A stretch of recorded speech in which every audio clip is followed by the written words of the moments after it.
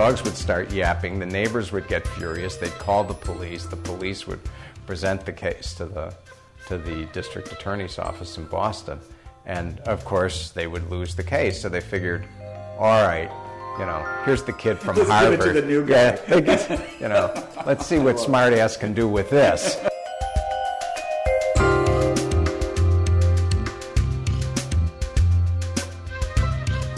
In 1987, Scott Turow burst upon the literary scene with his first published novel, Presumed Innocent. Since then, his books have been translated into over 20 languages and sold over 25 million copies, many of them turned into movies and television shows. This past year, he did something he said he would never do. He wrote a sequel to his first novel, and he called this one simply Innocent. Scott, I'm going to start by asking you the chicken and egg question, which I'm sure you must get all the time, but I've got to ask it. Law or writing? And I think it was writing. It was writing first. My dream was to be a novelist, and I pursued it till about the age of 25. Yeah. And you wrote a novel that has never been published. Oh, I wrote 4 novels that have never been published, and I've been one after law school. So, I always was very amused when people referred to me as an instant success after Presumed Innocent came out. Well, I read in an interview you did once, you talking about a book that you had written about a draft resistor who came to Canada, right? Yes. And you wrote that when you were in your early 20s? I did. That was the book I wrote while I was a writing fellow at Stanford. And as usual, it took me a while to realize that you actually have to do research, so that if you're going to write about being in Montreal, you actually have to go to Montreal. So my Montreal scenes, there were only a few of them, probably lack some authenticity. Now, you see, it's interesting you would say that. I remember Michael Ondaatje telling me once that because some of his novels have a great deal of detail in them about certain things. Right. English Patient had a lot of detail about a guy who was a bomb disposal sapper. Right. And he said, I just write that stuff. And they said, and later on, I go back and I figure out the details of them and insert them. Right. You're not that kind of writer. No, I do understand what he's talking about, but he does go back and find the details, and I actually can remember the acknowledgments in The English Patient, and he actually got into bomb disposal in great detail. Yes, he did, yeah. So that book, you worked a long time on that particular book, I did. I worked 4 years on that novel. And you tried getting it published to no avail? I had a literary agent who sent it to 23 different publishers, all of whom rejected it. One of my prized possessions is I was published for many years by another house, and the editor-in-chief there was among those who had rejected that earlier novel, so I always enjoyed torturing him. Don't you just love that? I know. Whenever he came to the house. But you had decided to go to law school, though, while you were in the midst of doing this. It wasn't like law school was a second choice or anything. Well, law school was a first choice professionally. Mm-hmm. I didn't want to be an English professor, and I was, candidly, that's the direction in which I was headed. I'd been offered a tenure-track job at a very, fine university in the East, and I could just see that the sort of my rare good fortune was kind of dragging me behind it, and I didn't really want to do that. And it was really neat that somebody wanted me to teach, but I didn't want to be an English professor. Not that it's not a worthy calling. I have many friends from those years who've done exactly that, but it wasn't what I wanted to do. And I was much more interested in the sort of, rough and tumble world of the law. Mm-hmm. Your first work, 1L, about your first year at Harvard Law School, my understanding is that that was your idea. You told your then agent about it as an idea for somebody else to write. Yes, yeah. I felt that. I've told you that she tried very hard to sell this novel, and all of a sudden I'm announcing to her that I'm going to law school, which I'm sure she was going to take as the death knell of my writing career. So I felt I owed her some kind of sop, and so I said, well, there is this idea about somebody writing a book about law school, about an actual student's experience, because there's nothing like it. But the joke, of course, is that I thought of myself purely as a novelist, and so why would I be the memoirist who would would write this book, and I was actually shocked when the contract arrived. It just showed up. It just showed up. She went out to lunch with a man named Ned Chase, and I've always believed that there were several bottles of wine involved, and Ned thought this was a grand idea and read the letter and sent me the contract, neither of them noticing that I hadn't actually said I wanted to write that book. Now, is it true that when you finally did have a manuscript that you handed in, he asked you what exactly it was he was publishing? Yeah. So they were hammered. He called me. It seems like they were hammered. He called me up and he said, "I have just one question about this book." And I said, "You don't like the writing? You don't like the typing?" He says, "No, that's all fine. I just need somebody to remind me. Why did I ever want to publish this book?" And you had to sell him the idea. I did. I had to resell him on the idea and, a booming American interest in the law, which, of course, turned out to be completely true, but which, was pure hucksterism when I said it. Tell me about that year, because it seems to me that if you're in first year Harvard Law and you're just going through that, I would think would be bad enough. Mm-hmm. But keeping a journal, which is what you did when you were doing, and then I guess trying to decide how you were going to fuzzify some of the actual people and combine.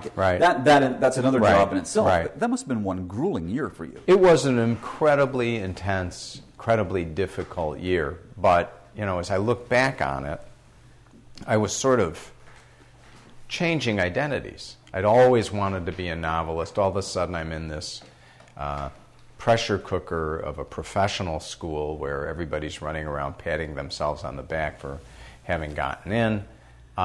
And the writing helped me sort of solidify my sense of self. In other words, I was still who I always had wanted to be, even though I was in this new environment, and I could do that thing that I'd wanted to do. And frankly, I knew while I was writing that the journal entries they were actually worthwhile, and that I was writing some good stuff, which also made me feel good during the many months that I thought I was a complete incompetent as a law student. Now, you actually, too, while you were going to law school, that was when you got your first taste of actual courtroom experience. I did. Right? You actually had to try a case. Did you not? Did. A barking dog, an actual barking dog. A true barking dog case. Yes, I had. I tried a man who was named literally Charlie McCarthy, which of course is also the name of Edgar Bergen's dummy. But this man was literally named Charlie McCarthy, and he had committed the crime of keeping an unlawful kennel, which meant that he had 6 or 7 dogs when the law only allowed you to have 3. That is, unless you had a kennel license. And they kept trying Charlie.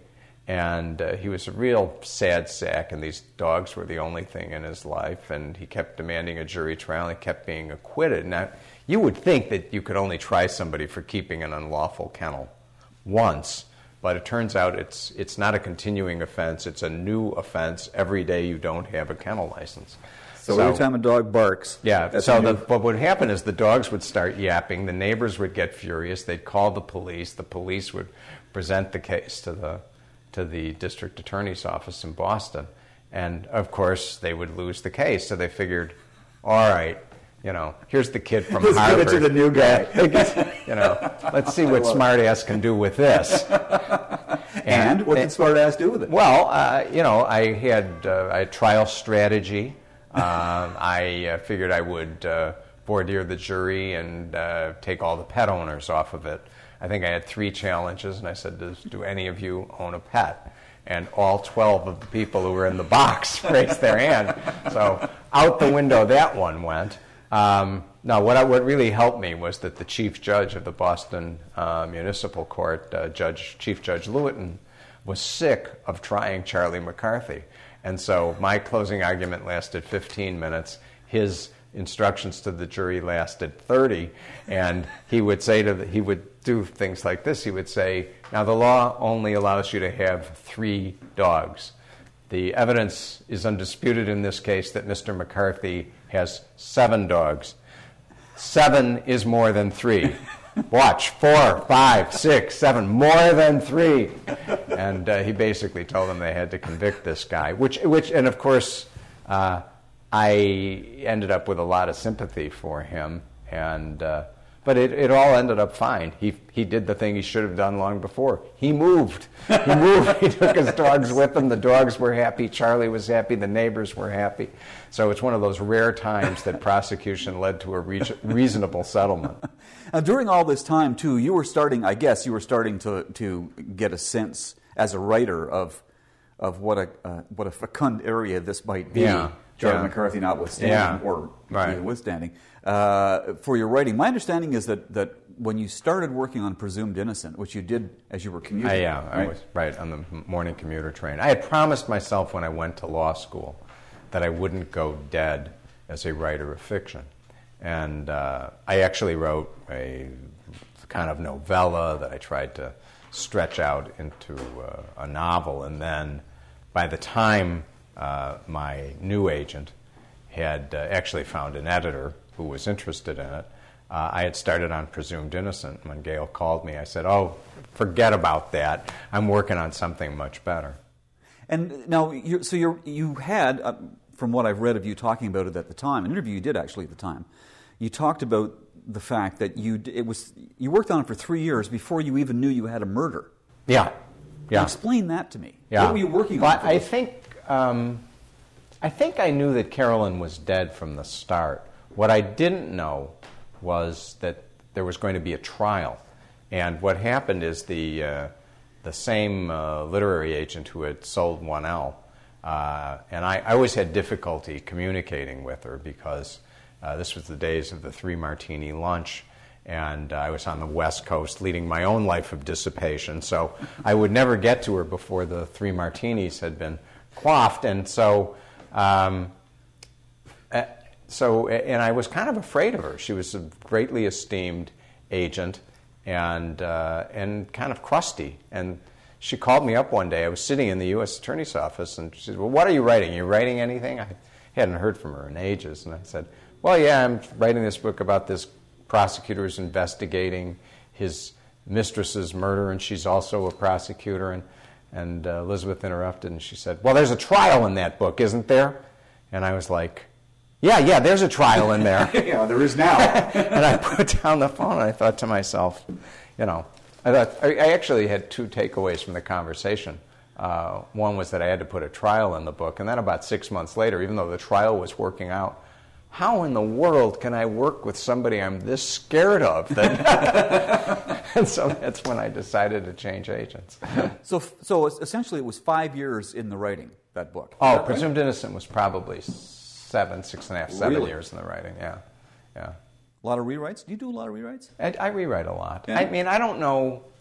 One of the things I'm really proud of in Innocent is that there was a part of the book that I had a big problem with, and I rewrote it probably 3 times, but really rewrote. Mm-hmm. Took, scrapped what I'd written and started afresh.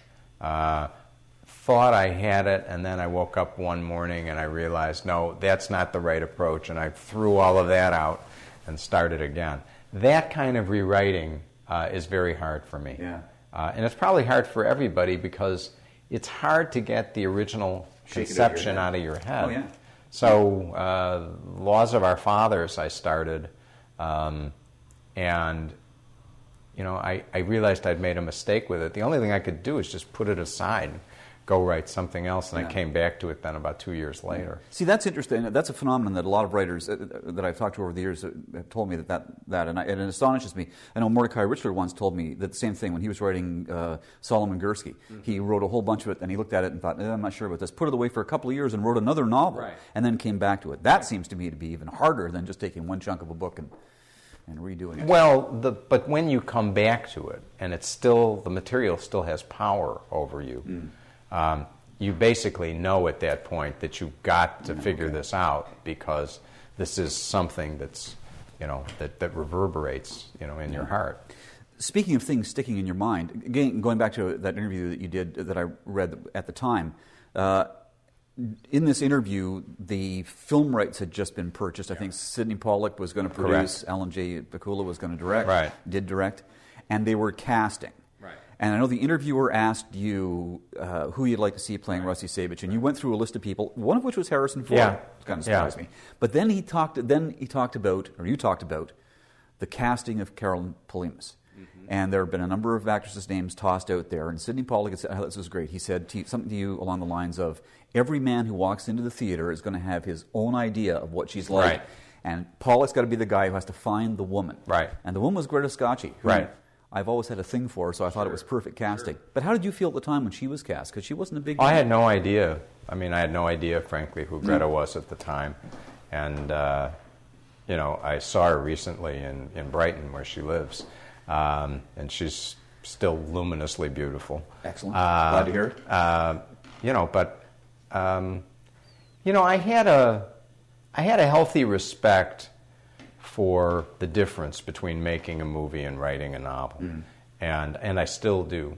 And I also, I had a lawyer's sense of politesse, so that, for example, when I gave that list of possible actors to whatever reporter I was speaking to, that was Sidney's list. Oh, I see. Okay. I knew I wasn't supposed to go public with That's right. With your ideas. with my ideas, really. You've got to be realistic about this, I think. Now, I'm going to skip ahead here and then come back to some stuff I want to ask you, but keeping that in mind, when you're talking about shaking an idea out of your head that's there, I know when I read Innocent, I could not help but have an older Harrison Ford in my head as Rusty Sabich, right. and an older, though he's gone now, sadly, Raul Julia, Sandy for sure. Stern, that sort of. I mean, they are so indelibly in your mind now. Right. Was it the same with you when you were writing Innocent? Were those faces there? Yeah, that's a really great question. I never ever saw Raul as Sandy Stern, but Harrison absolutely, and this is the power of the movies. The imagery is so strong that even I began seeing Rusty Sabich as Harrison. And when I started writing, I still saw Harrison's face. And then, without ever thinking about it, in the years that it took to do it, I saw Sabich pretty much as I'd originally envisioned him. Okay. Interesting. But and I always say this in my own defense, Harrison Ford looks a lot like Rusty Sabich. There you go. Okay. Good. I'm glad. Okay, let me ask you about the link between your lawyerly life and your literary life. And I'll ask you about Reversible Errors, early 2000, 2002, something like that. You wrote that at the same time that you were sitting on a commission in Illinois looking at the death penalty, capital punishment. And the book is about that, too. Right. And my understanding is that while you were writing the book and doing that work on that commission, it altered your personal position on that issue as well. Is that true? Well, the work on the commission certainly allowed me to really think through capital punishment in a way I never had. And, first of all, somebody says, okay, you actually have the power to do something about this, which means you got to decide what you actually think is right. And it's no more of this reflexive, ooh, this makes me sick, or on the other hand, that makes me really angry. You got to think it through. And I spent a couple of years asking myself on a nearly daily basis, what is the death penalty for? What do we as a society think we're getting out of this? And it was a really important question because I concluded that what Americans want out of it is a sense of moral order. And the reality was they weren't getting moral order by the way our capital system works, nor, more importantly, were they ever going to get it. Yeah. Now, that leads me serendipitously to asking you about Barack Obama, because in his capacity, his political capacity then, he was actually the one who hammered out some kind of compromise. He was. In that state. He absolutely was. And, I was the person on that commission whom the president knew best. And so I worked with him in getting this through. And we had I've known the president for a long time, and we always had a very frank relationship. And, there were things in the bill where he said, no can do, and I was like, don't tell me you can't do that. You got to do something about this. We had that discussion about felony murder. He's like, I can't get rid of felony murder. I'll never get it through without felony murder. And I said, you got to change the qualifiers. This is sort of the darling in the prosecutor's nursery. They turn every case where somebody died into a death penalty case because of felony murder. You've got to take it out of the qualifications. And he would go, no, I can't do that. And I kept pestering him. And eventually he did craft a kind of compromise there where he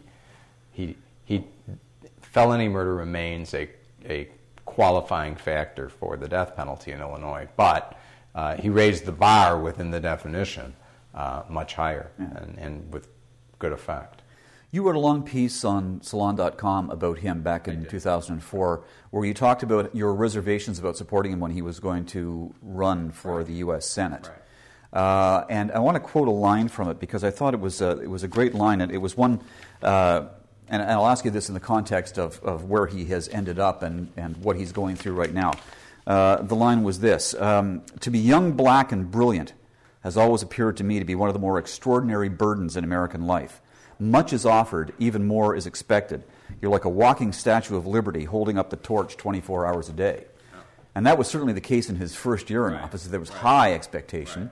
How do you? He's looking a little beleaguered these days. How are you feeling about what's happening? Well, having known this man for many years and having watched him for many years, I actually think that he is always a little slow in finding his voice in whatever new role he finds himself in. And, that was true when he decided to become a politician. As great an orator as he is, as great an orator as he was in union halls, he didn't know how to deliver a political speech originally. And the same thing was true when he moved to the state legislature. He was a little confused and not terribly interested in Springfield originally. And, every place he's gone, it's taken him a little while to figure out how he can be who he is. Mm-hmm. So I have to say I have enormous confidence in this man. And I also think that, quite frankly, the cards were stacked against him. It's very difficult in this presidency to do anything as significant as getting elected, as being the first African American. Yeah. Let's hope that's not the only achievement. Right, but that's so momentous in terms of American history that's a great difficulty. And in point of fact, they've done some huge things. Mm-hmm. But the economy was a wreckage, and it was illusory for anybody to believe that it would have fully recovered by now. I do think things would be a little better if Greece had not hit the rocks and really dragged, the American markets, back down into the basement for a while. Yeah. The cards you're dealt. Right. Yeah. All right. Let's go back to your writing. I read one reviewer referring to you as a master of, this is the phrase, a master of the dying fall. I thought this is an interesting phrase, and what he meant by that was that you don't, as a writer, do what a lot of crime fiction writers do, and certainly a lot of television writers have to do, and that is at the end of the chapter or at that moment before the commercial break, leave people hanging, bringing them intentionally back. That you end your chapters with, I think he said, a certain poignancy. Are you conscious of that at all? The dying fall, I thought, was an interesting phrase. Yeah, I somehow I missed that remark. I am very conscious that I want the story to have reached a kind of moment of impression, almost like a short story at the end of the chapter. So I want the reader to know where the gain in the story has been. But it doesn't, and my own theory about that is that that will keep them going. But it's not. You can't have a cliffhanger at the end of every chapter. No. I mean, there are writers who do it, but that seems a little too artificial to me. I know that you in talking about the works of some writers that you admire, Saul Bellow being one of them. Yeah, for sure. You did talk about you could sum up all of Bellow's novels in one sentence, which is a guy wanders around. Right. So you are conscious of the fact that there has to be some kind of action and forward movement in pieces. Right. Or you won't be, unless you're the greatest writer in the world, you won't be able to keep people with you. Right.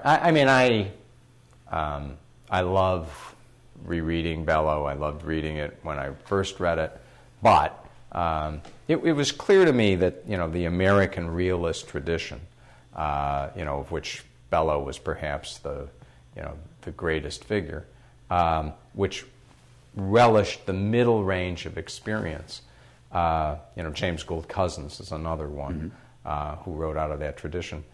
They're really that I decided was not really what people wanted to read about, and that was a huge sort of aesthetic judgment, because the theory of that kind of mid-range American realism was that art should aim for mimesis, the perfect imitation of life, and you can't do that when there are coincidences occurring or extreme events like murders, because that's not what happens to most people every day.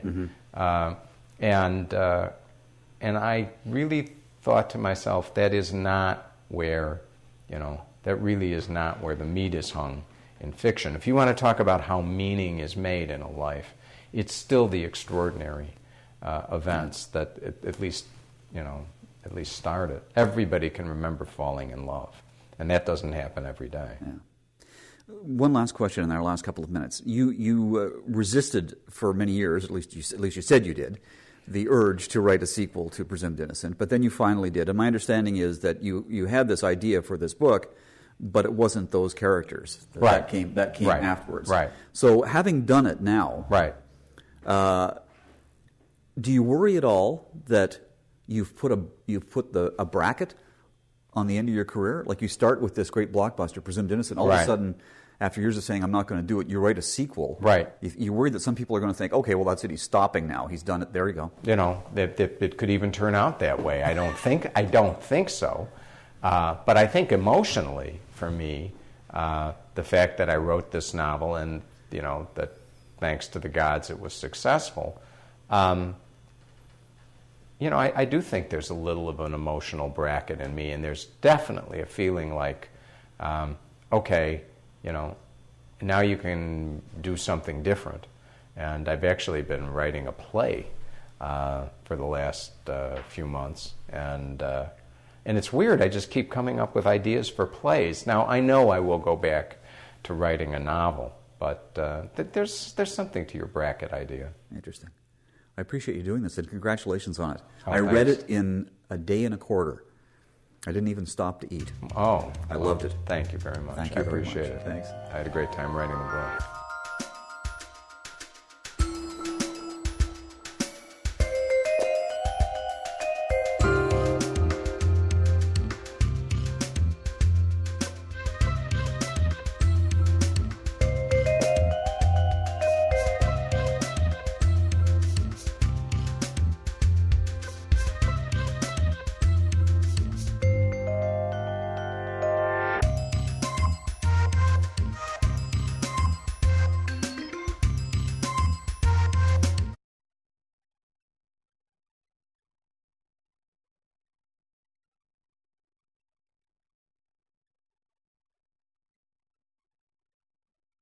Financial and cultural